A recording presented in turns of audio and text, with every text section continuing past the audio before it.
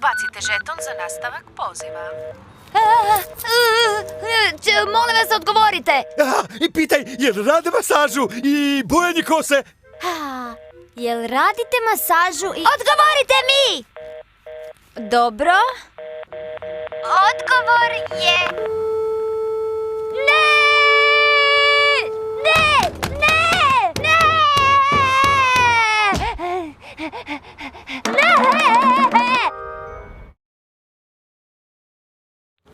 Molim vas, ubacite novčić za nastavak razgovora.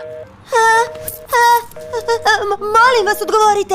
Pitaj da li rade masažu stopala i da li rade pramenove?